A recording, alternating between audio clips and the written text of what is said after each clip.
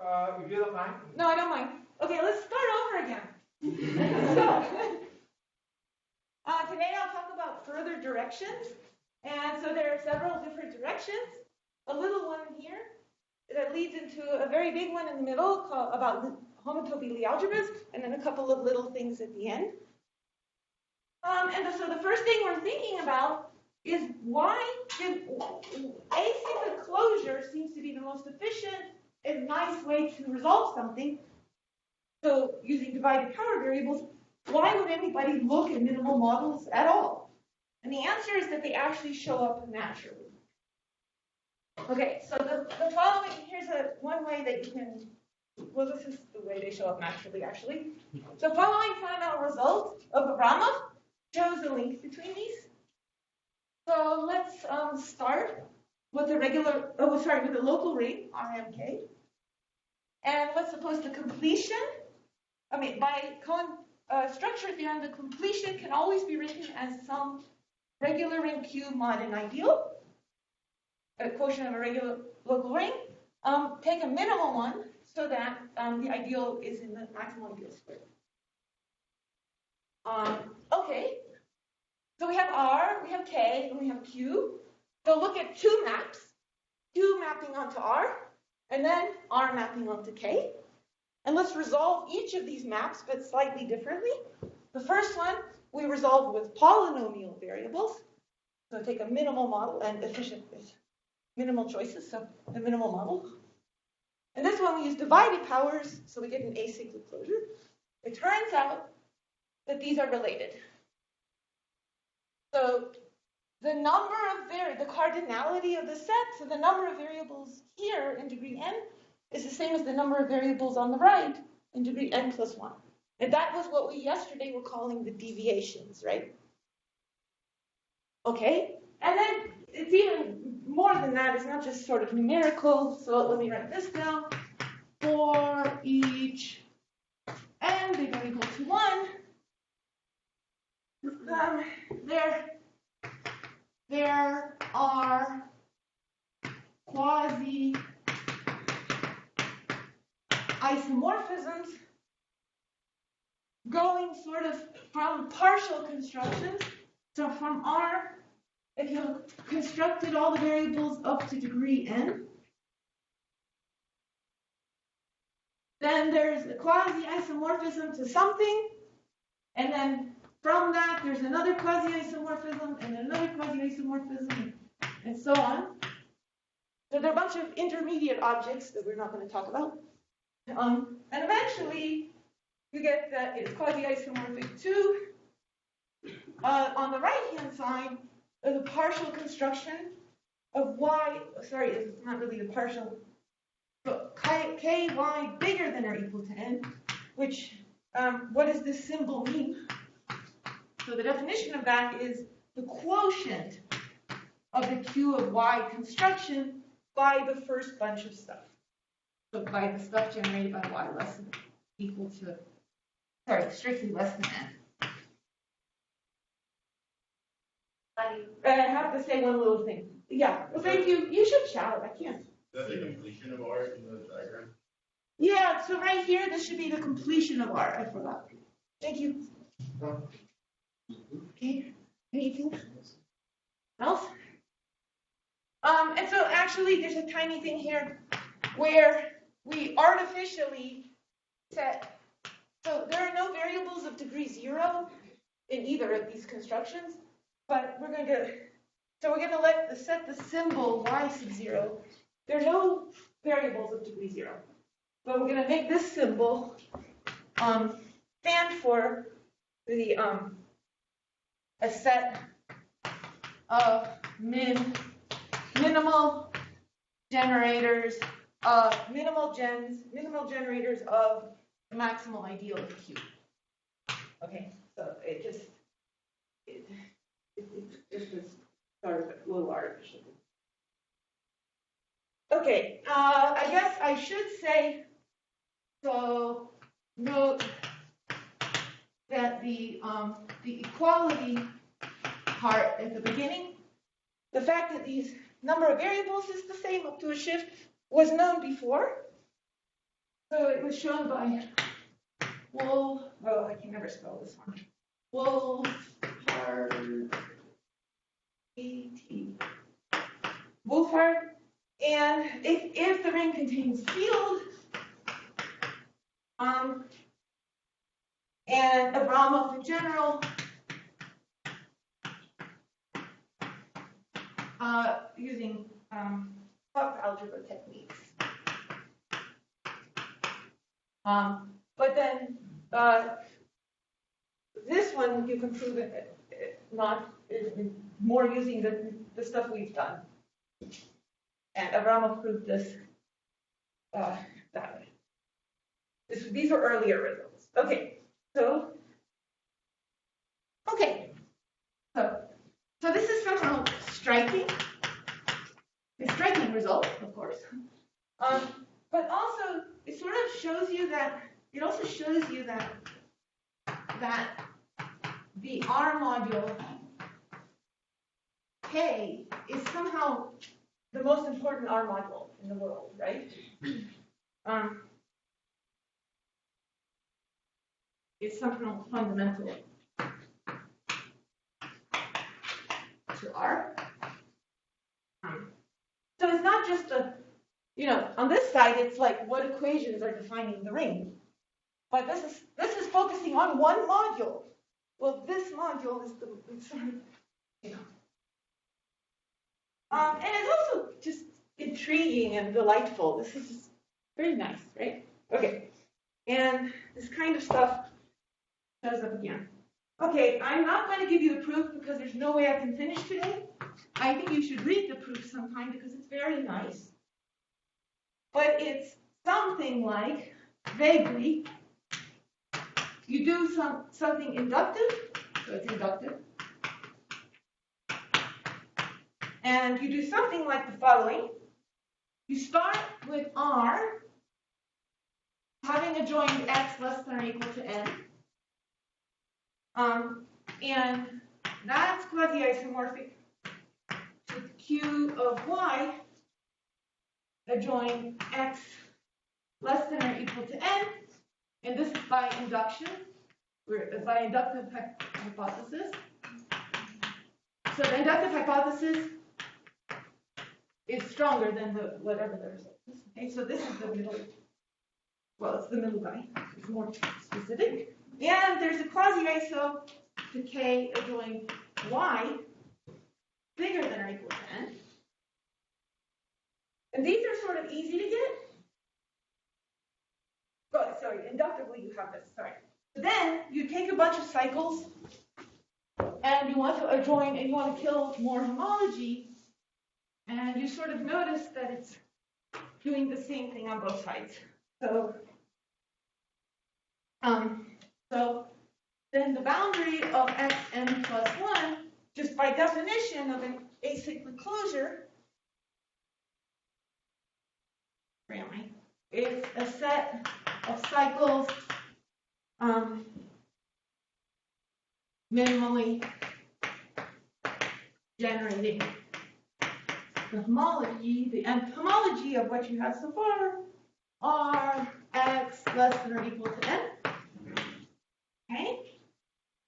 So then you just adjoin those, and from that diagram you get R adjoin x less than or equal to n plus 1, quasi-iso, what you have over there, Q adjoin y and x. Oops, did I write the wrong thing?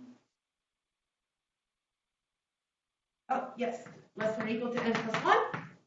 I'm just adjoining x n plus 1 on every part here. And then A adjoin y bigger than or equal to n, adjoin x n plus 1. Okay, so on the left side we have the next thing that we want, the n plus 1 version of this. On the right side we want to get this, and we don't have it so far. But what you notice is that the boundary of xn plus 1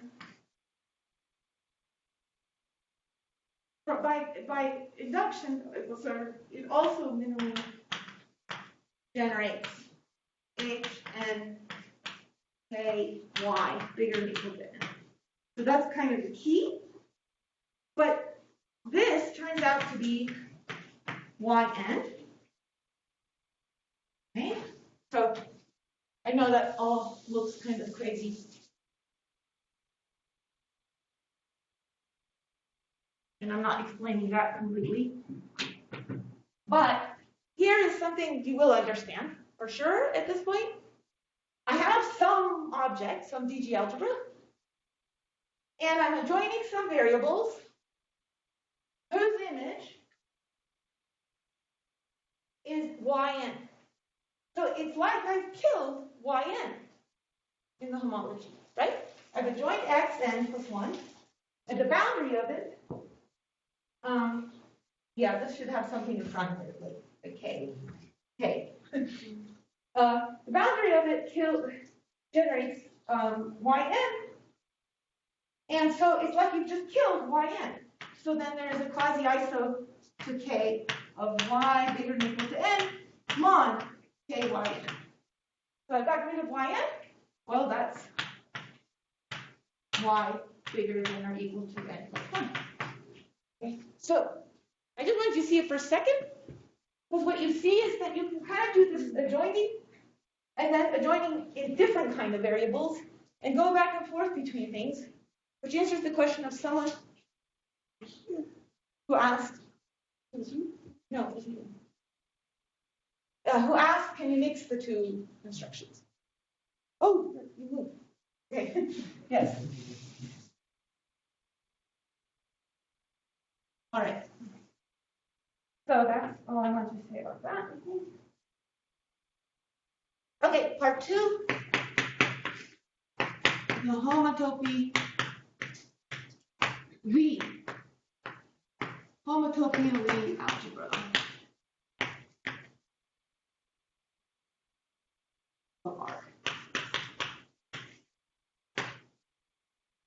Okay, so I want to tell you about a fundamental, I'm sorry I'm overusing this word, a fundamental invariant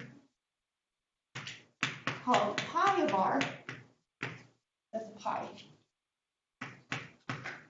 Okay, pi of r defined by Avrama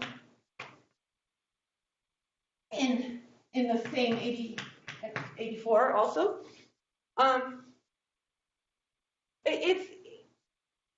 It was built on what he saw going on in algebraic topology, and it was also built on previous work of people, Asmus, Levin, Scholler, Milner, Moore, Adine, which I don't know what that person did, and Schjöden.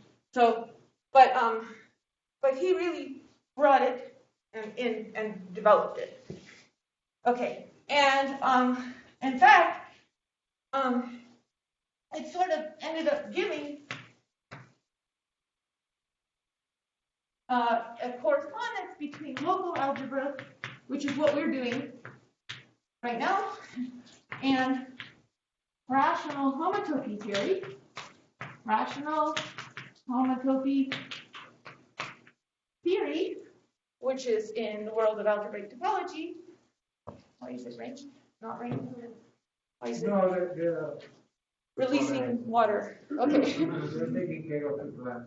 Ah, okay. Is that disturbing? No, I'm just laughing. No, that's okay. In which the x over r of kk, thought of as an algebra, plays the role that over here are played by the homotopy groups of spaces, of topological spaces with coefficients in Q. Okay, so the topologists were trying to study the homotopy groups, which are impossible to study pretty much, of spaces, and could never even, one can't compute the homotopy groups of the spheres, of spheres. And so then there was a whole movement in algebraic topology. What if you get rid of the torsion and just look over Q? Are they easier to compute? Okay, and well, so the whole field of rational homotopy theory kind of started up because of that, and it didn't solve that problem. But it created a whole bunch of stuff that lived on and made connections with a lot of other things. So anyway, the homotopy groups over Q are somehow related to this, and Avrama and Halperin developed this connection more, and there's a very beautiful paper of theirs called Through the Looking Glass. Through the Looking Glass, and anyway, so this is somehow related. That's why it has that name, and it's somehow related to this correspondence. But this pi of r is actually something sitting inside of xkk, and this is xkk is an algebra. Pi of r is a Lie algebra. Okay, so what does sitting inside mean? I don't really mean sitting inside exactly, because they're different kinds of things, but it's kind of sitting inside as a vector space. Okay, so the homotopy Lie algebra pi of r, I'm going to tell you various definitions, constructions of it, but just in general first, it's a graded Lie algebra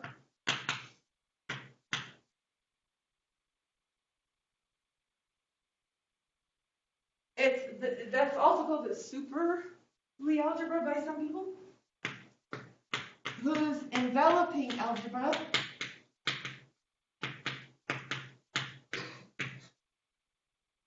is xkk.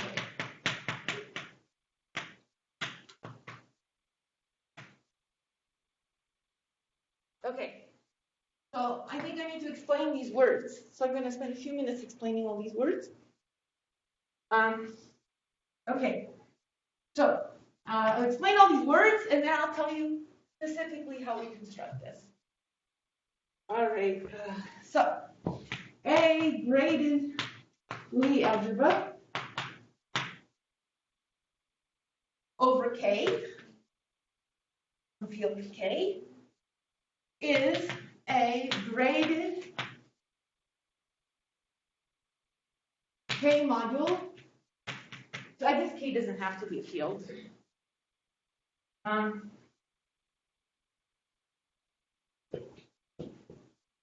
L with a Lie bracket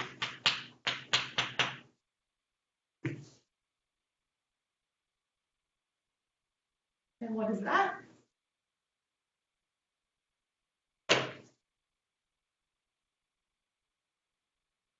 Which is a K-linear pairing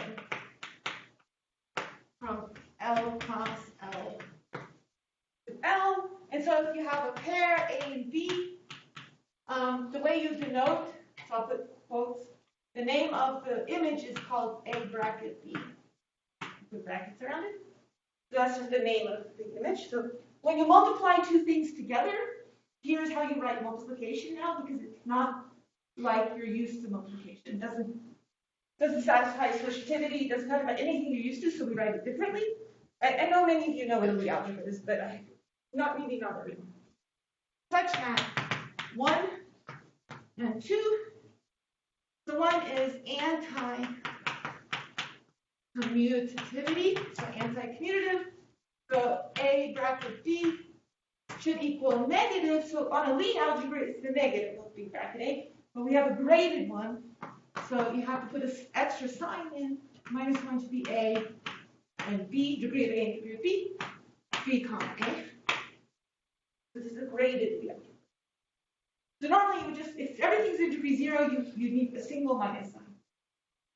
That's an old-fashioned Lie algebra, fast if you don't have grading. Okay. And the other one is the Jacobi identity, which says that if you have A bracketed against B and C, that should be the same as, so I pulled an A out. Now I'm going to pull a C out. So A, B, and C against C. And the only one I haven't pulled out is B.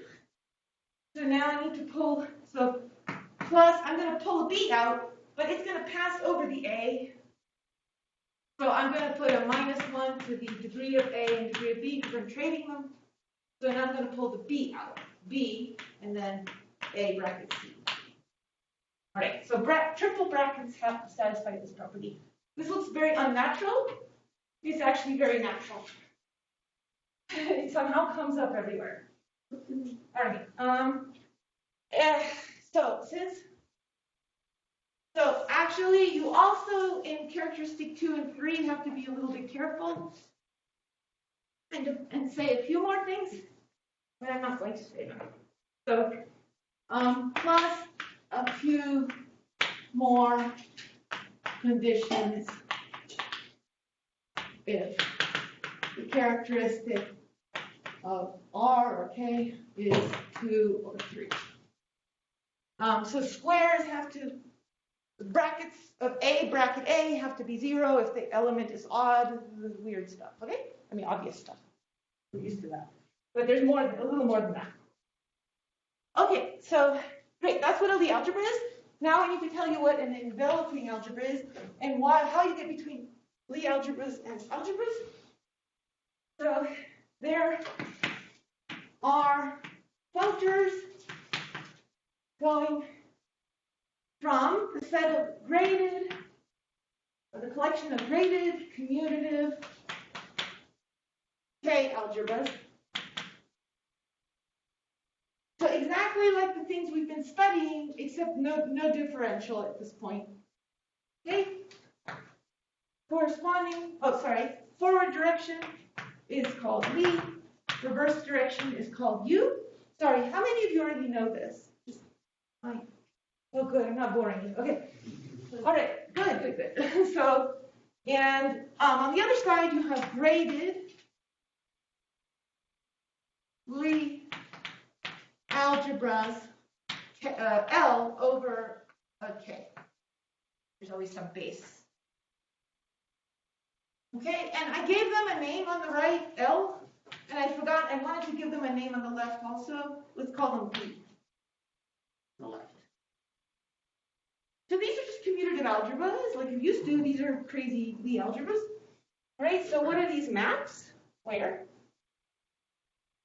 Lie of an algebra B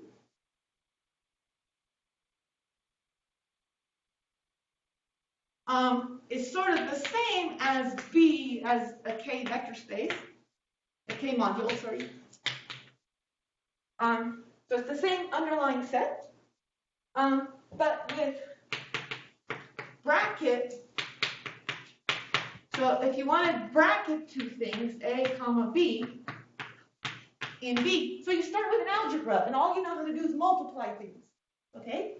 So you know how to multiply things, because it's an algebra. How do you define a bracket? It's A times B minus B times A. It's the commutator, but we need to be graded. So minus 1 to degree of A, degree of B, A. That's the graded commutator.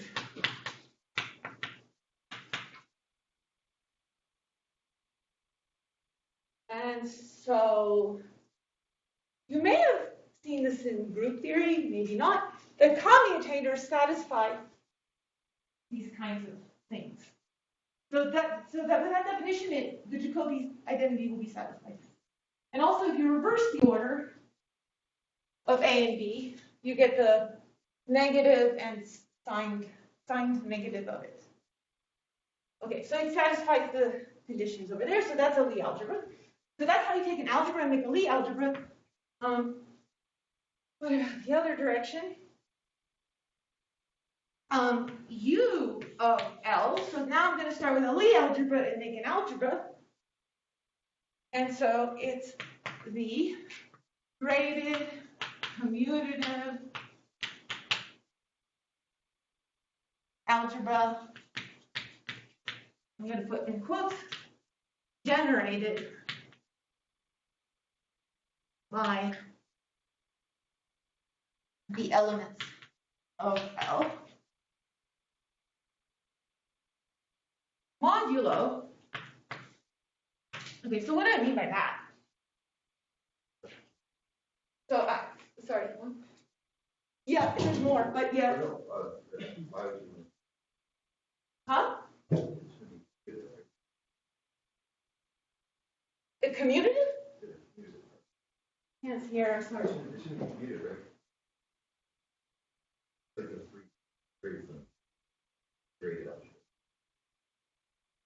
I can't hear the word, I think. He's asking whether that commutative is supposed to be there or whether it's just a graded algebra. Oh, it's not graded commutative? Yeah, I guess not. Usually, Okay, thank you. So maybe I should scratch it here. Oh yeah, because if it was graded commutative, and we start with graded commutative and we get a bracket, we get 0. Okay, thank you. Good, so scratch the word commutative here. Thank you.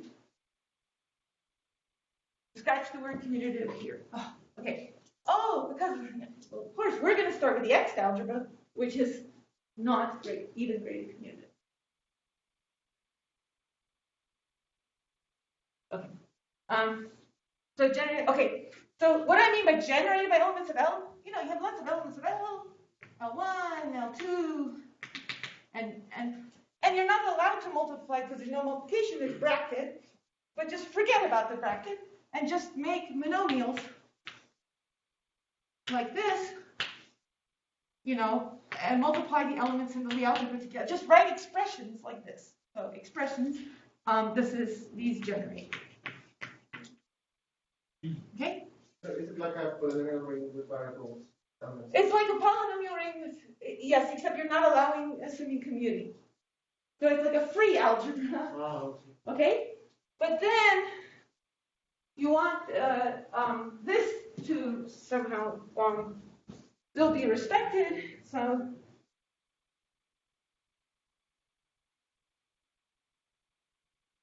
can't find my place. Goodness. Yeah, I think I'm just going to write modulo the Jacobi identity, which tells you something about elements, 3 elements. So this is an element in L, right? This is an element in L. This is an element in L. And it's telling you how those 3 elements need to be related. Okay.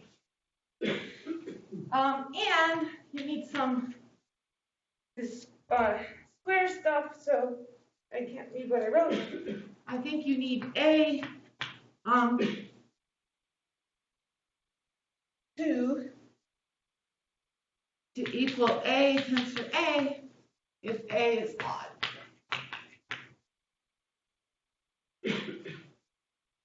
By which I just mean A. Okay. I'm not explaining. All right. So, right now I can't remember what I wrote there anymore. I think. I'm not sure what I was writing anymore. So I thought of the generating as a tensor, and then we'll just leave. So this is not a correspondence.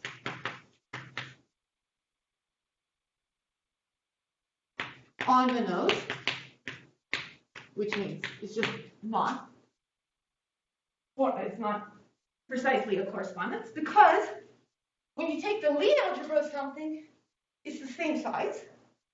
You just have a different product on it. But when you do this, it gets huge. So you can't possibly go back and forth and get the same thing, but you almost do up to, they grow too much, but on homology it is. And now you're like, what homology? I don't have any differentials yet. So let's put some differentials in. So you can also define. And so actually also here you can do some things up to homotopy, but whatever. No, that doesn't make sense. Yeah, okay. But you can also define DG versions of this. So a DG Lie algebra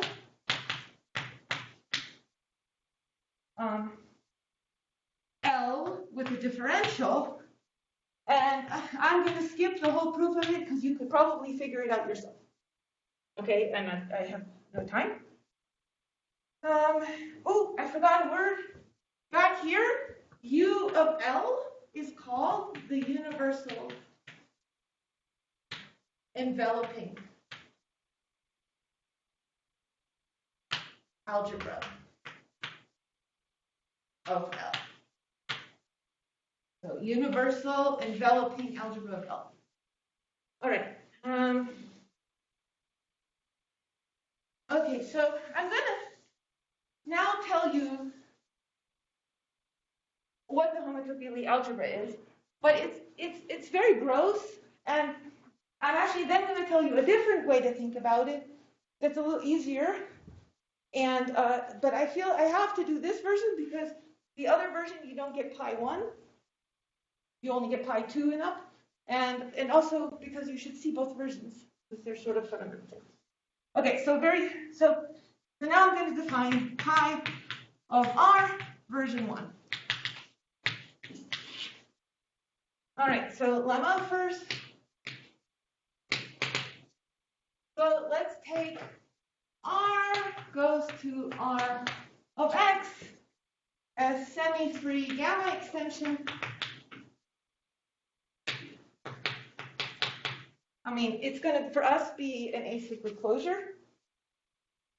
Then the gamma derivations are linear, so over R, from R of X to itself is contained in, so the derivations do form, have an obvious bracket and do form, so they're inside of the Lie algebra you make out of all the endomorphisms of R of X. So all the homomorphisms from R to X that are R linear, some of those are the derivations. They have derivation property. And so if you then take these and do Lie of them, which means you define the bracket to be the graded commutator. So if you do that here, this is closed under that. So this is a D, G, Lie subalgebra. Okay, under bracket, under the graded commutator. Graded commutator.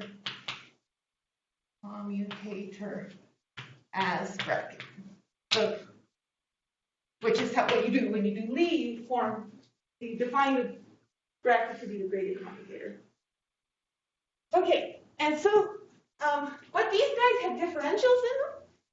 This is really messy. So what you can do is solve its homology.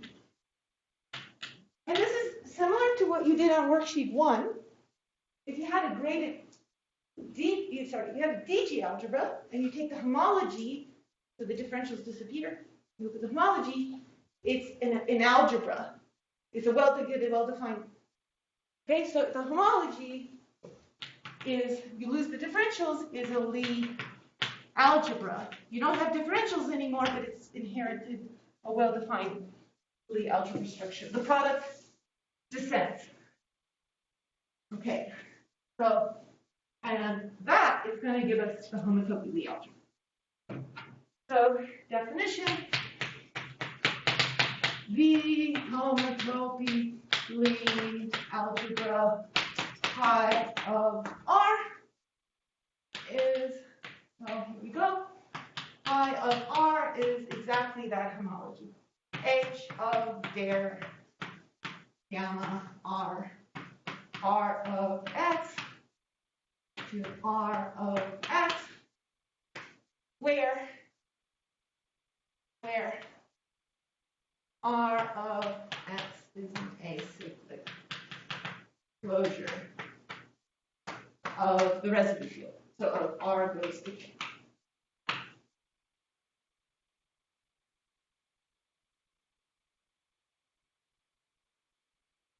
Okay, okay? And in fact, proposition, this will get slower and better a little bit later. The inclusion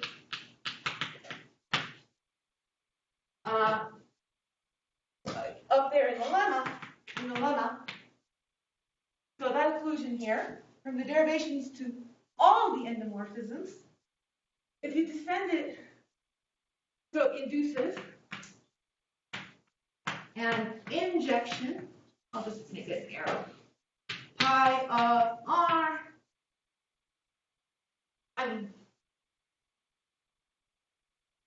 into the Lie algebra of what? So, I'm not explaining exactly. The Lie just tells you how to multiply. It has nothing to do with differentials or anything, right? So let's take the homology. We took the homology of the left, because we're taking the homology of both sides. Take the homology of the left, you get pi of r by definition. What happens when you take the homology of the right? The Lie part is irrelevant. It's how to multiply. What is the homology of hom r of x to r of x? So what is r of x resolving? K. Yes, r of x is resolving k. Yeah, so I've resolved k and done hom of the resolution, so it's xkk.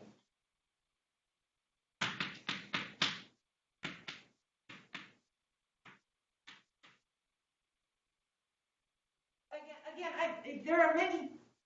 I could put a dot up here and a dot up here. So for each end, there's a. Okay? And then one can prove that this correspondence, actually you can undo the Lie on one side and replace it by u on the other. So, and that gives that the universal enveloping algebra, so u of pi of r. So I mean, this is a Lie algebra statement. Now this is the algebra statement. So u of this is contained in xkk. It's not really obvious, but it's like one has to prove it. Okay, so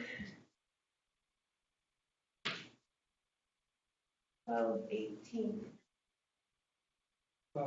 Sorry, Yes. you have, I guess, at least 10 minutes more. Oh, because we started it late. That's true. So is that okay?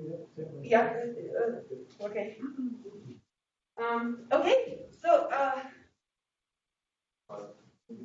Word out the bottom map. Huh? Are you going to say word out the bottom map? No. Would you like to interject something? Huh? Oh, that's an ISO. I'm sorry. I meant to say is an ISO. You're right. Is an ISO. Is an ISO. Thank you. The Yes, first sorry. one is not? This is an ISO. Sorry, the first one is not. The first one is not an ISO because this is really huge. They're somehow the same, but this is huge.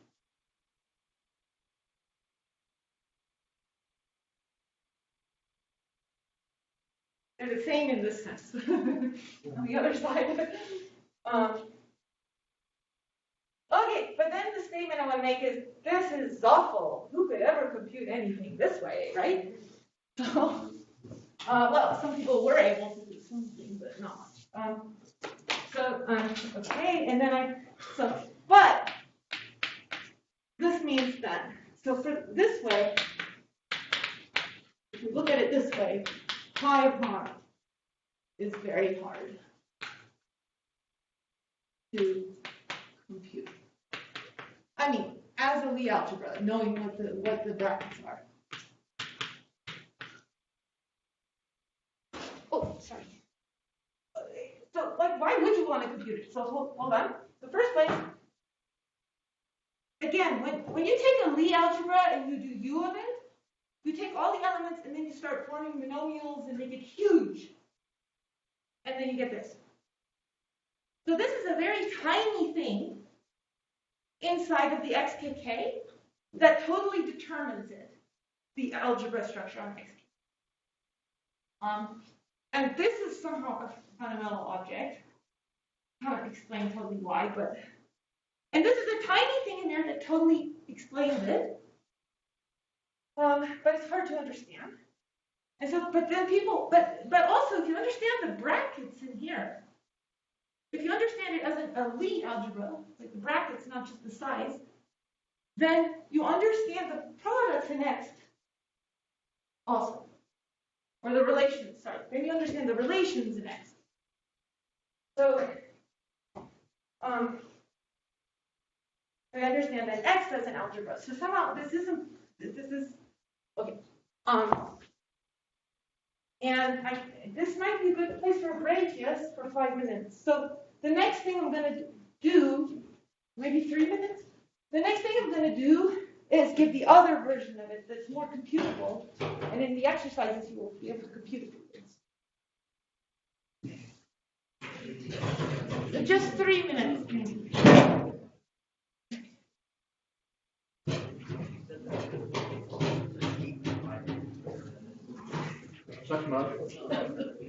What kind of isomorphism is this on the right? This one as algebras. As like Lie? No, algebras. Commutative. They're not commutative. Like algebras, like rings, as rings. Okay. And rings, but the rings are also K modules, so then we say it's a K algebra. So something that's a ring and also a module over something. Right.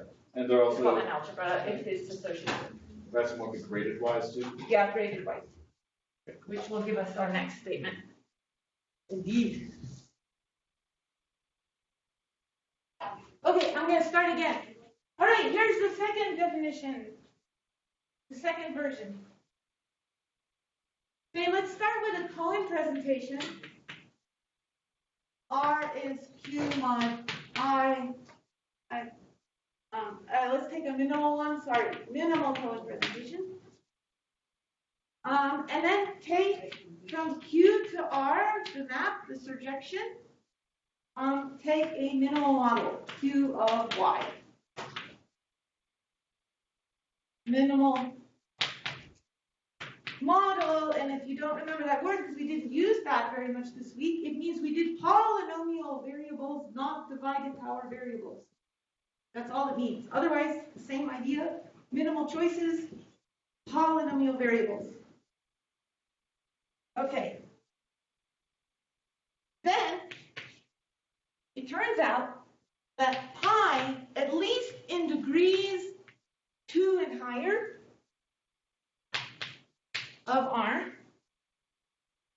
is, as a vector space, it's the variables y. Oh, sorry, I'm supposed to, oops, I forgot to shift them, so I'm going to put a sigma here. And dualized. So I'll tell you what that is in a second. So that just means the vector space dual of the vector space with basis the variables. Oh, I forgot to shift again. Why am I getting it? Yeah, shift. Shift. K, Y. Can you read it? Okay, you're going to see why we're dualizing in a second. So wait, the shift is, this is just a shift in degree.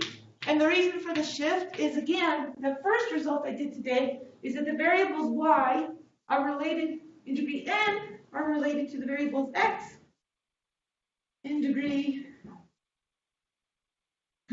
1, 2, n plus 1. So there's a shift. So we have to take the variables and shift them.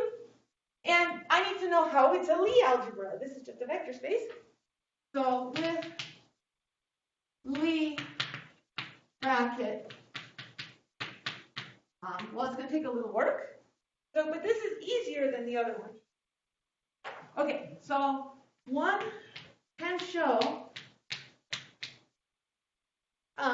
that since Q, of Y is a minimal model, so the minimal choices along the way of polynomial and exterior variables actually give you that the differential is decomposable, which means the differential of the variables lands in m times y. So this part is sort of minimalish, and the other part is all landing in y greater than or equal to 2. I have to explain what that means. That means products, you know.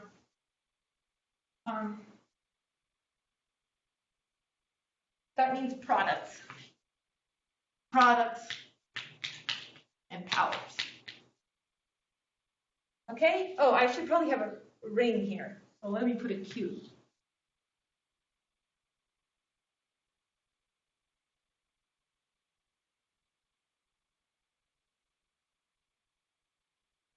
Okay. But now we want to go, not looking at y, we want coefficients of k. So we're going to go mod m. And so the complex sort of k of y, which is q of y tensored down, tensored over q with k. So if we go mod the maximal ideal, the first part goes away, and the differential totally lands in no y's, just products and powers, quadratic and higher kind of stuff. Okay, and so you get that the differential of y now is going to land in just the other part. I'm going to call it qy bigger than or equal to 2. Okay, and so it breaks into a sum of k maps, k linear maps, sort of, I might as well call them differential of, I don't know, there's not a good symbol, differential of n, from ky to ky to the n for all n bigger than or equal to 2. So, I don't mean the direct sum of maps, I just mean the sum of maps. Yes? What was the lead bracket again on the second board? It's coming. We didn't get there yet. Okay. Yeah, this is all going to help us get a lead bracket. So at the moment, it's really great because we're landing in squares and cubes and stuff. So now you dualize, and you'll take squares and cubes back to on, and that'll be the bracket. Except I have to be a little careful, so fix a well-ordering on y, respecting degrees, and then you can define from k of y into k of y squared, the boundary of 2 map. So we're just going to take the quadratic parts of the map and just delete the rest. And then the ordering helps you write a map from k to ky cross ky. Okay? So this is the ordering you need for kind of, if you have a square, which one do you put here and which one do you put here? Okay? And so we have a map from here to here, and if you dualize it, it'll give you the bracket. It'll give you the definition of bracket. Dualizing this gives a bracket on k, y. Okay, shift, whatever. Okay? And so that turns out to be another way to define it, but it only explains it to you for degrees 2 and higher. Okay, so results. So let me go off and tell you a few results using about the homotopy lead algebra and using the homotopy lead algebra. Okay, so first about the homotopy lead algebra.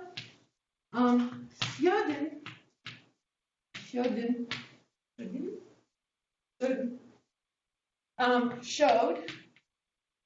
Again, I'm going to write R as Q mod I, the usual.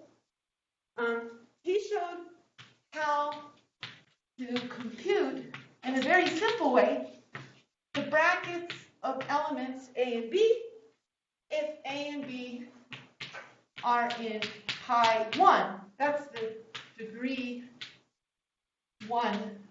Sorry, I should put of R. Of R. That's the degree 1 piece. Everything is graded, right? Okay, and he did this via the Hessian matrix. So if you take all the second derivatives of generators of the defining ideal I. So if you just look at all the, oh sorry, you didn't write it with second derivatives. That's just my favorite way to express. Okay, anyway, it's kind of via the Hessian matrix of the generators of the ideal. But, and it's not that hard, but I don't have any time. So what I will tell you is thus, these are the second derivatives, but then we're going to go to mod the maximal ideal. So all that's left for constants is, so if you take two derivatives and the constant terms, so if you have anything of degree 3 and higher, you won't have any constants. So if I is contained in m cubed, then you get that the brackets are all 0.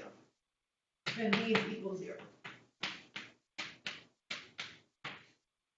Okay, and you may want to use that in your homework, in your problem set. Okay. Next result is by Abramov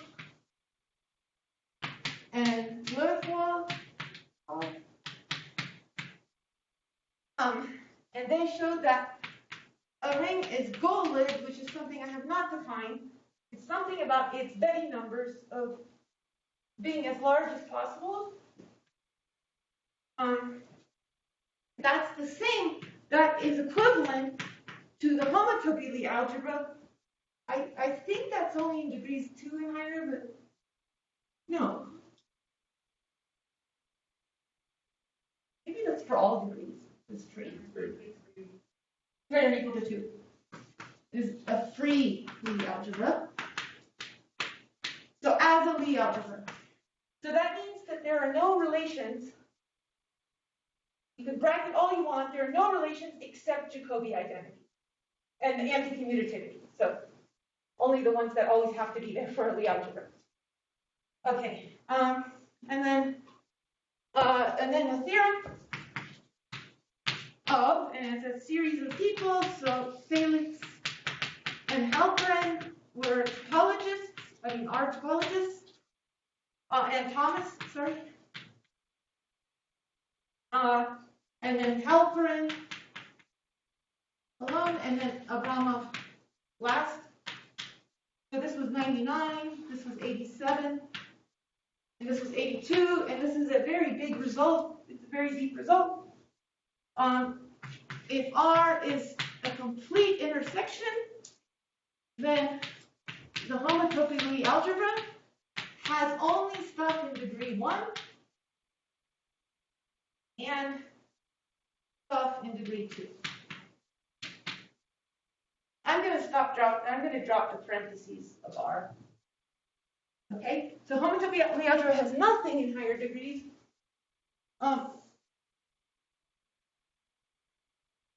Sorry, that's not a deep result. Sorry, but R is not CI. Tells you that the dimensions of pi n of R, which we saw, they're the number of variables in this minimal model of R over Q. But then in the beginning of the lecture, we saw that was also the deviations shifted by 1. So this is also epsilon of n of R. That this grows exponentially. This is all the same as that result that I told you yesterday. That's all the same. Okay, and then recently, so that's properties. Oh, is that all I was going to say? Okay, so those are properties of the homotopy Lie algebra, if I didn't forget anything. But mostly people still don't know a lot about it. here are applications of it. You might wonder, why are we even looking at this thing, besides the fact that it gives you a nice invariant that is somehow fundamental because it's the same invariant that's looked at by topologists. But also, it's been used very recently to prove something that has nothing to do with the homotopy of the algebra, but it was the main tool. Okay, so recently, Briggs, and then also Briggs and Iyengar, so Ben Briggs and also a joint paper of Ben Briggs and Iyengar, used the homotopy of the algebra to crack a very long open conjecture called Vasconcellos' conjectures. I'll tell you a little bit about that. So first place, you can also define for a ring map from R to S, call it phi, the homotopy of the algebra of the map instead. And so for us, the stuff we were discussing up above would be the map from Q to R. That would give pi of R. Okay? But any other maps could still have a homotopy of the algebra associated to them. Okay, so theorem, and this is an older theorem by Abramov and Halperin from 87, same as that time.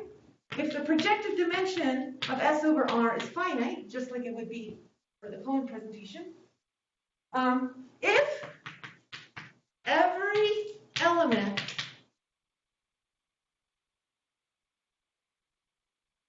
W in pi 2 of the map is radical, so in an algebra it would just mean that it's nilpotent. In the Lie algebra it means that W bracketed with pi bigger than or equal to n is 0 for n bigger than 0. So eventually it brackets everything to 0.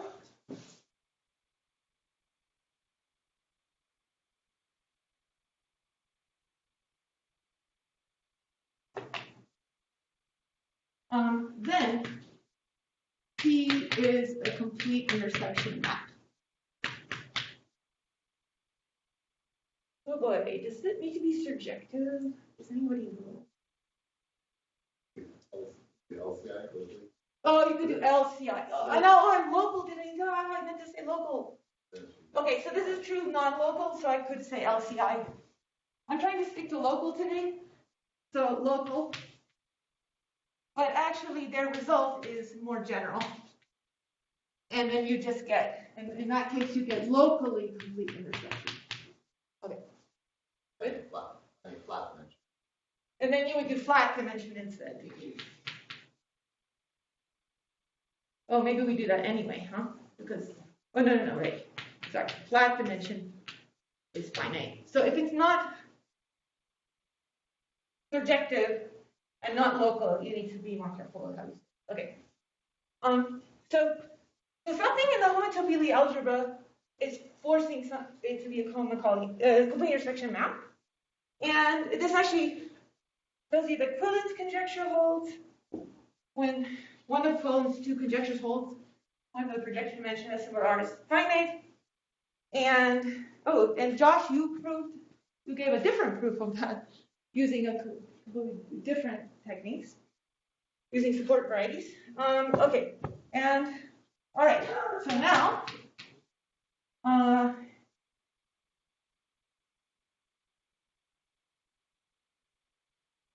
Does it mean LCI?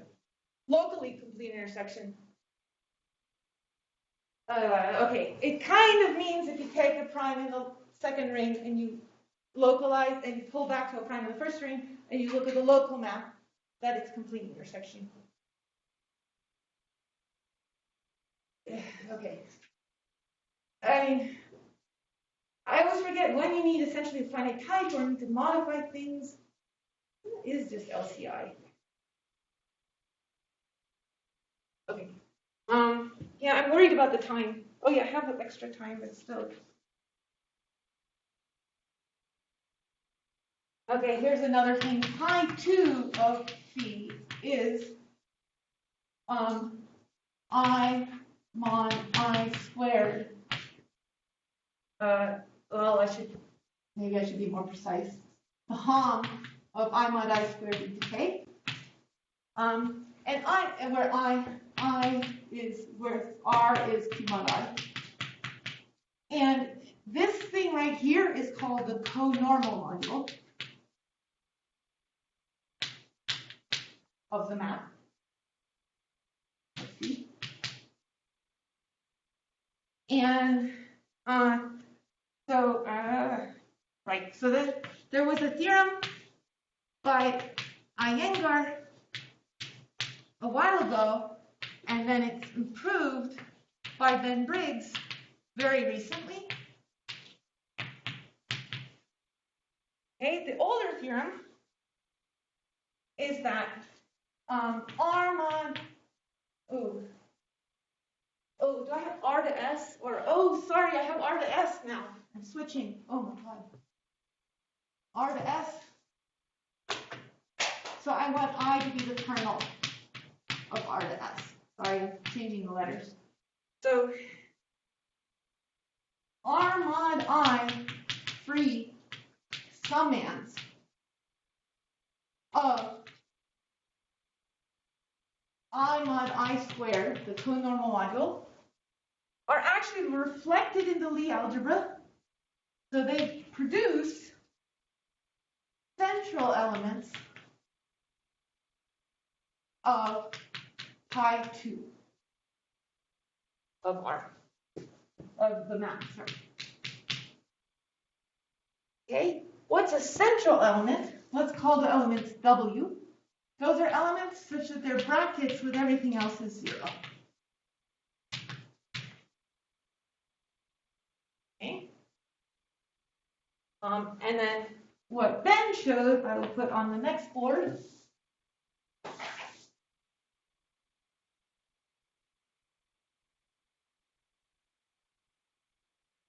So the second theorem is that finite projective dimension summands of I mod I squared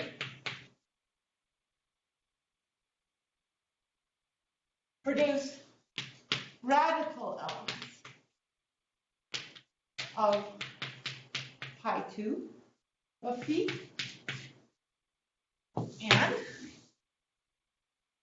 it doesn't quite make sense at first because it's summand, but it does come together to give you a theorem, which is by Briggs,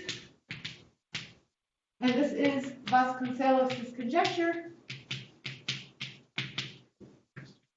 which was open for many years, and I forgot how many? 40 years. And it's a very simple statement. So if the projective dimension over R of S is finite,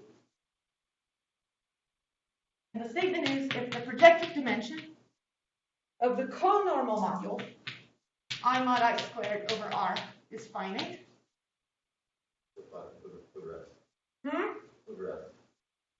Oh, this one should be R over S. Sorry. We'll have R to S. Oh, I keep forgetting. This is not the letters I like. So here, this one should just be over S. Oh, yeah. I'm not used to having S be the second rate. Yeah. Ugh. Okay, sorry. I should have done Q. Oh well. If this projective dimension is finite, then phi is a complete intersection map. I guess I'm still sort of assuming local, so maybe you should say LCI when not. LCI, fine. Locally complete intersection. Okay, so this was a statement. So Vasconcelos proved if it's free, if it's a free module, then this is true. But this was the thing that he wondered about, and people have been trying to prove it for 40 years. But the homotopy algebra was the key to it, but you don't see it in the statement. Getting more and more nervous about counting. Okay. Let me just think for a second. And it was known by Abramov and Herzog in the characteristic zero graded setting in a very pretty paper. So earlier it was proved by Abramov and Herzog if you have characteristic zero and it's graded. Everything is graded. And that's a pretty paper. So there are a lot of pretty papers. All right, part 3. Oh boy.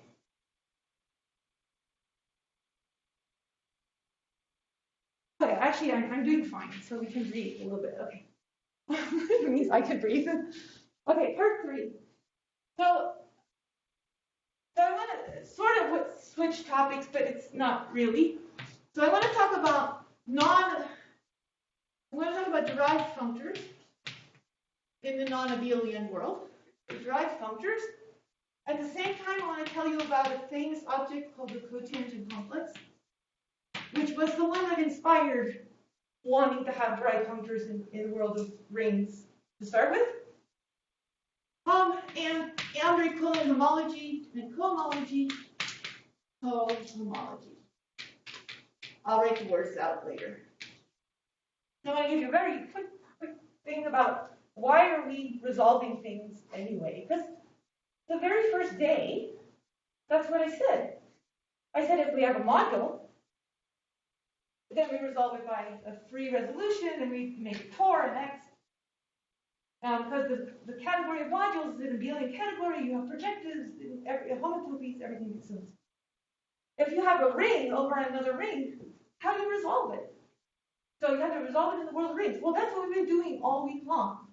So I should tell you what you do with it. We have a resolution.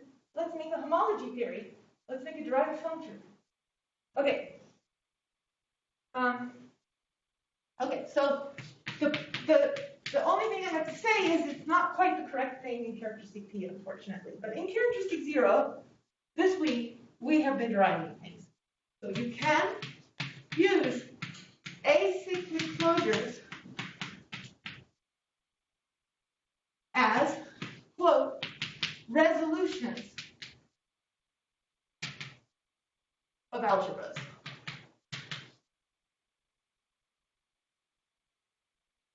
And because of that, and define derived functors. So if you have a functor on the category of rings or algebras, we now have a way to resolve and derive the function. Okay. In characteristic P, this is false. You need something even more complicated. You need what are called simplicial resolutions.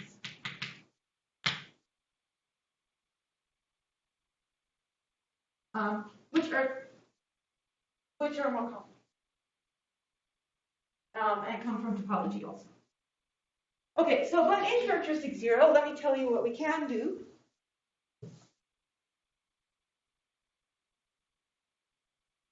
So let's take a map from R to S, B. So in other words, S is an R algebra. And we want to kind of resolve it. So, but there, let me give you a good functor. So here's a functor. The Taylor differentials, which is the same ones that if you're geometers you have learned about, and they're the same ones that you're going to hear a lot about next week, I think, in Polini's talks, Claudia Polini's talks. So the Taylor differentials, omega S over R, they measure the smoothness of the map. And if you don't take R to S, but if you're in algebraic geometry setting and you just take K, the field, whatever field you're over, into the coordinate ring of your variety, then they measure the smoothness of the variety.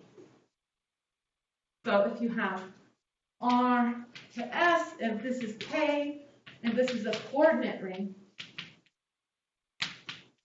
of a variety, this measures of V. This measures smoothness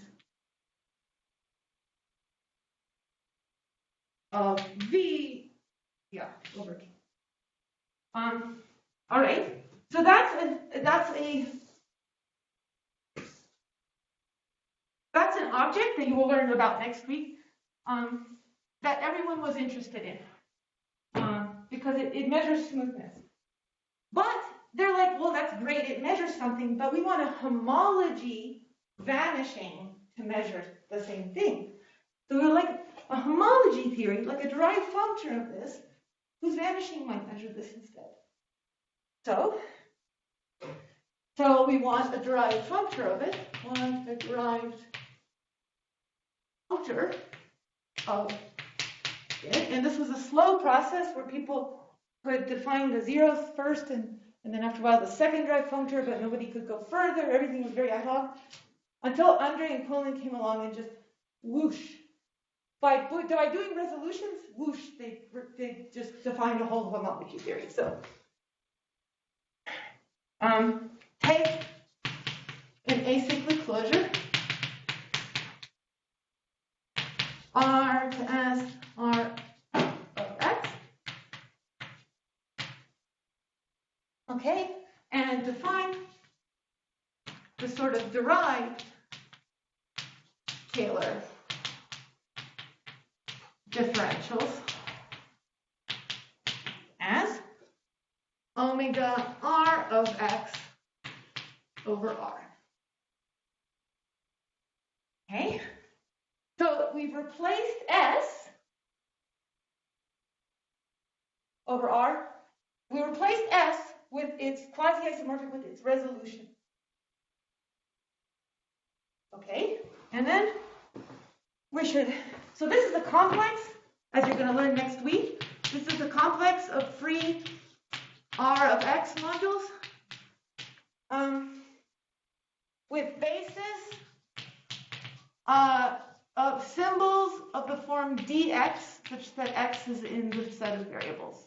So the size of it is exactly the number of variables. You'll see why next week, I think. So the definition, okay, I should say this is only in characteristic 0. The cotangent complex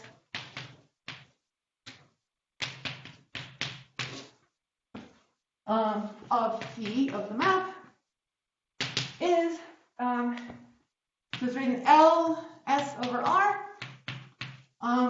So that is this derived R, the differentials of the resolution. And it's too big, so you tensor over R of X back down to R. And now this is down to S. Let me check my notes. Yes. And so this is a complex of free S modules now.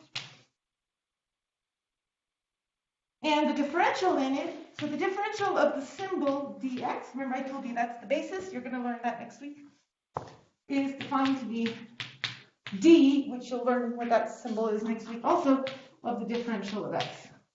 So the differential in the original complex, there's some kind of a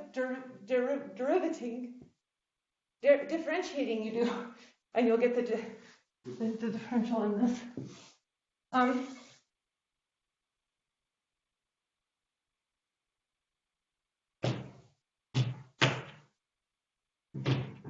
Okay, this is just like words right now, because I want these words so that you know what to go read.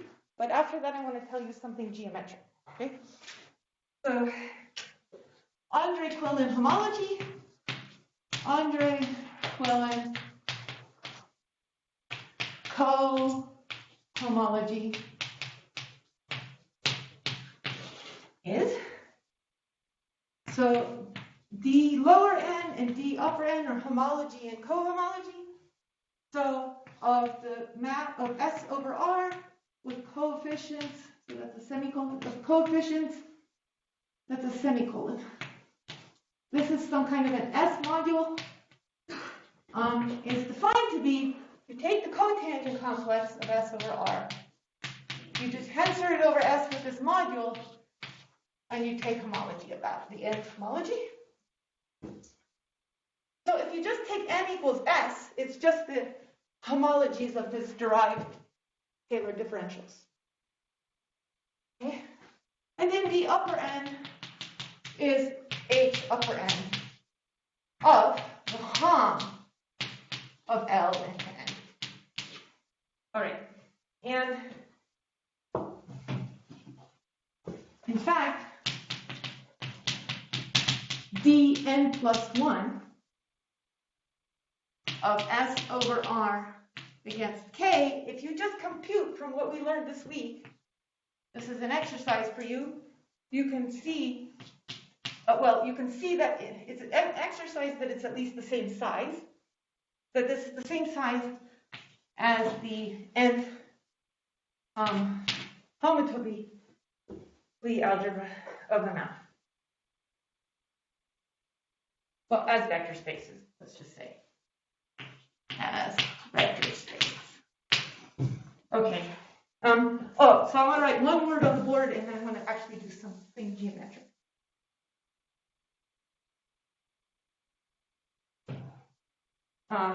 So the word I want to write, what I want to write is this all leads to the Quillen conjectures. 1 and 2, there are 2 of them, which are all about the vanishing of these dn's. I forget which. And these. And essentially what is, so, but see, these are related to what pi, which is related to the acyclic closure. It's all related to the conjectures I told you earlier in the week. So this is all essentially related to the conjectures about if the variables are not there for large n, does that imply complete intersection? But kind of. That's one of the conjectures. So, and the other one is, so this is the conjecture if you have finely projected dimension of S over R. The other one is, if they all vanish, do they stop vanishing at a particular early point? So, but you can't say it's CI. Okay, so last thing I want to do. I know this is a lot, but this does lead into next week. So I do want to say one thing that is not something you can find in books. I learned it instead more from talks.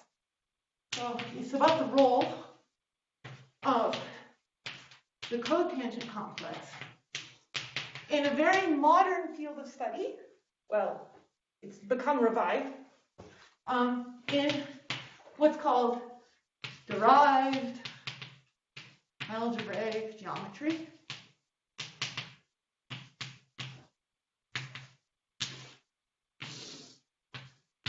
And derived is like a derived functor. Okay, so so I want to tell you sort of why it has a role. So okay, if I want to intersect 2 algebraic varieties, or even 2 sets, it's actually the same as intersecting U cross V with a diagonal delta. I'm going to draw a picture. A diagonal. Okay, so these are both of these are in the same. So U and V are sitting in some ambient space X. Okay, so what is that? I'll show you this picture. Here's X and X. So on one of these axes, okay, put this one up here and make it really long, and put this one more here, closer to the axis. Okay, so here is U cross V, so I'm going to call this V up here and this U down here. And if you put, they're both in X, this is X cross X. If you put them on the same axis, this one's kind of closer, so I think they overlap approximately here, and the end of U overlaps with the beginning of V, I think. If I do it correctly. Okay, but if I draw the diagonal here, it should go out around where, I'm not going to do a very good job. That's the diagonal, that's the set of all points X comma X. Okay? And this intersection is isomorphic to this, which is isomorphic to to this. So this is isomorphic to this, is isomorphic to this. So the intersection, which you could think of as sitting in U, or think of it sitting in V, are isomorphic to this. So it's the same as intersecting with the diagonal, and this can be made more proper in a lot of ways. Okay. But delta is defined by an ideal I delta, which is the kernel of S tensor S over R to S, where so S is the coordinate ring of X, let's say.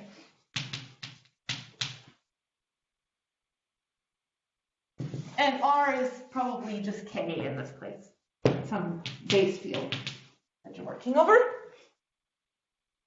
And then this is the multiplication map. Multiplication map. And then if you look at the conormal module of this, so if you look at I delta mod I delta squared, that is the Kähler differentials of S over R. That's just the definition, a definition. And so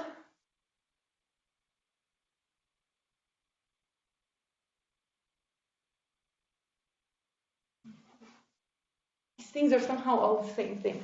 See, this is the conormal, a conormal module showing up again, but a different one, a conormal module.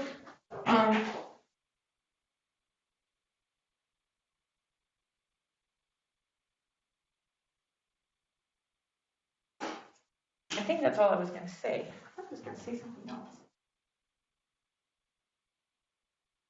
Right, so that's one definition of omega, and right, so the reason I brought this up is like, why do we care about omega? Well, for one thing, it gives us smoothness, a derived functor that maybe, so why are we defining the cotangent complex using differentials? But differentials somehow also show up as a conormal module of the diagonal, which is related to intersection theory. Therefore, the cotangent complex, which this is not the cotangent complex, but if you derive it, so now if you derive this and make resolutions, you get the cotangent complex. So that's somehow related to derived intersections. So somehow this plays a role, therefore, in derived intersections, whatever that means. Okay, so it's a way to define a derived intersection, is the point. And somehow, a lot of algebraic geometers are apparently, I don't know this subject, but are finding that the cotangent complex is playing it. I mean, that's how they're doing things, using the cotangent complex. But last thing I want to say is that sometimes you have homotopy, you have DG algebra structures on something, and you want them on something else. There's a whole bunch of stuff about transferring homotopy, DG algebra structures along homotopy equivalences. So there's also stuff about that, and it's called homotopy transfer theorems and homological perturbation theory. And I think that's all I'm going to say. That's it. Okay.